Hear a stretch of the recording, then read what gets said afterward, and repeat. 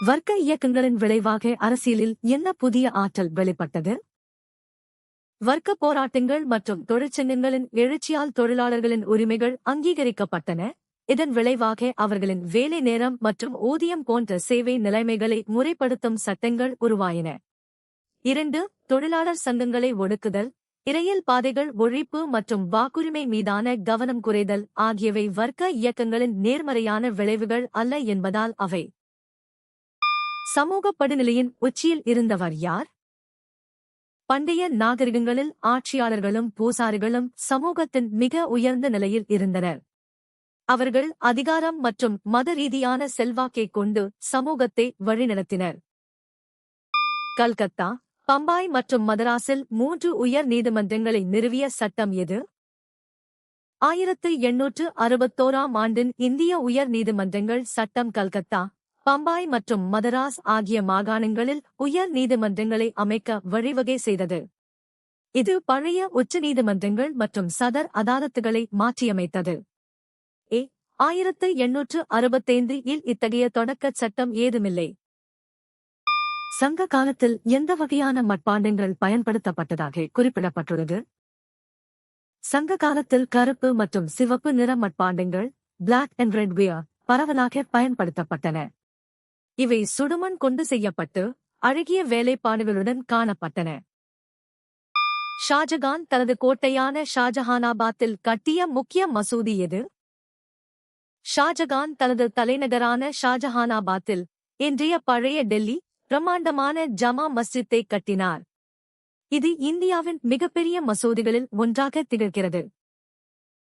1857ஆம் ஆண்டில் மெட்ராஸ், பம்பாய் மற்றும் கல்கத்தாவில் நிறுவப்பட்ட பல்கலைக்கழகங்கள் எந்த பல்கலைக்கழகத்தின் மாதிரியில் அமைக்கப்பட்டன?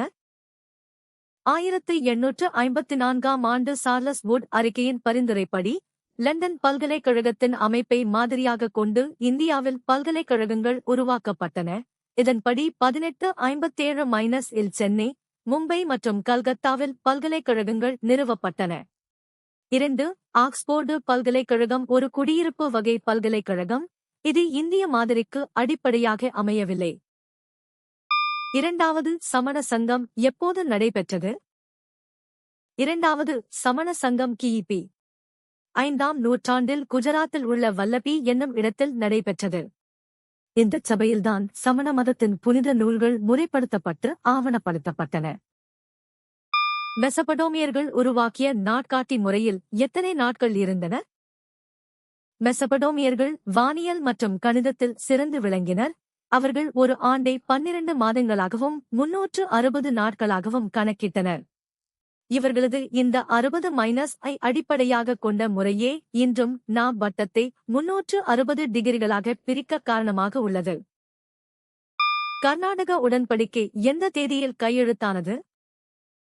ஜூலை 1831 அன்று கையெழுத்தான கர்நாடக உடன்படிக்கையின்படி ஆற்காடு நவாபின் சிவில் மற்றும் இராணுவ நிர்வாகம் முழுவதும் பிரிட்டிஷாரின் வசம் சென்றது. இது தமிழகத்தில் பாளையக்காரர் முறையை ஒழித்து பிரிட்டிஷ் நேரடி ஆட்சியை ஏற்படுத்தியது. மேரி ஆன் குக் நிறுவிய ஒவ்வொரு பெண்கள் பள்ளியிலும் சராசரியாக எத்தனை மாணவிகள் இருந்தனர்? மேரி ஆன் குக் 18-20 கல்கத்தாவில் பெண்கல்விக்காக பல பள்ளிகளை நிறுவினார். அங்கு ஒவ்வொரு பள்ளியிலும் சராசரியாக 25 முதல் 30 மாணவிகள் பயின்றனர். இது இந்தியாவில் தொடக்ககால முறையான பெண்கல்விக்கு அடித்தளம் அமைத்தது.